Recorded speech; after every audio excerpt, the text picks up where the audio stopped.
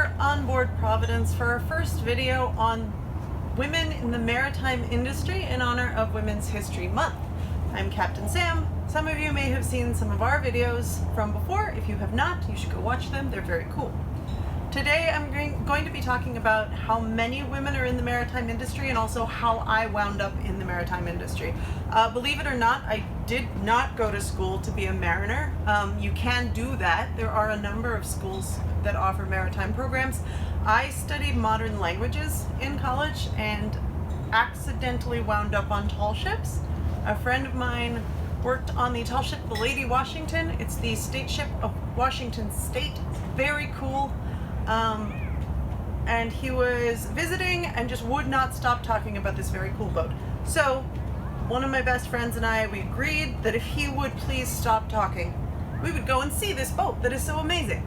And we did, and it really was amazing. We got underway on the Sacramento River, and we had just enough wind to counteract the current and stay abeam the dock for about 3 hours, which has since been described to me as the single most boring day sail in the history of sailing during the day.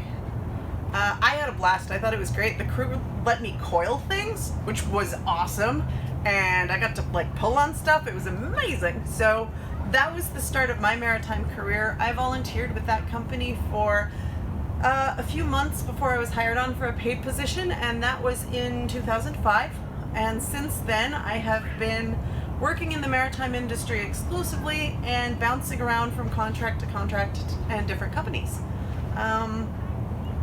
It has not always been easy. It's definitely a male-centric industry, which brings us to our second point. There are roughly 1.2 million seafarers in the world.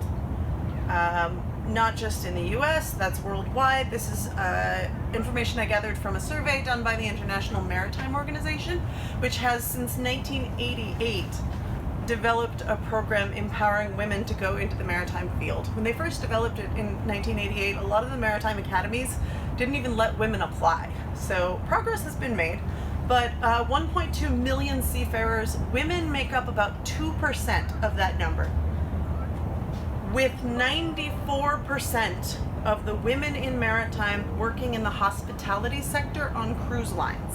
In some places, maritime adjacent industries like fish processing, women make up a much higher number, like close to 50% in some places. Norway has one of the highest ratios of women in the maritime industry at about 4.3%. Go Norway. But closer to home, there are a lot of issues involved and surrounding having women in the maritime industry. So when you get women in the maritime industry, there is definitely a culture of this is a man's job that you are doing, and you have to work harder in order to be recognized for the same level of skill, which is not unfamiliar to anyone. It does lead to higher rates of injury in women seafarers because you are working harder. There's also a pay gap, like basically everywhere else. Men in the maritime industry earn roughly twice what women do in the same jobs. So there's a 50% pay gap. A lot of times you'll see first all-female bridge crew to cross the Atlantic, or first female racing crew to do the thing. And I feel pretty strongly that is not because the women are doing something extraordinary. Being on the bridge crew is not inherently extraordinary. That reflects more on the hiring committees for the companies that for years and years and years have had access to female mariners but have chosen not to hire them or chosen not to put them on the bridge. The same thing with maritime sports, like sailing competitively has been a men's industry for quite a long time, and some people will say, oh well, women aren't as strong, and that's sometimes true. I definitely have a number of friends who are about yay tall and can pick up 200 pounds just up off the floor, and I can't do that. But I also have friends on the other end of it who are yay tall and very teeny tiny and can fit in all sorts of spaces that I definitely can't, and those larger people definitely can't.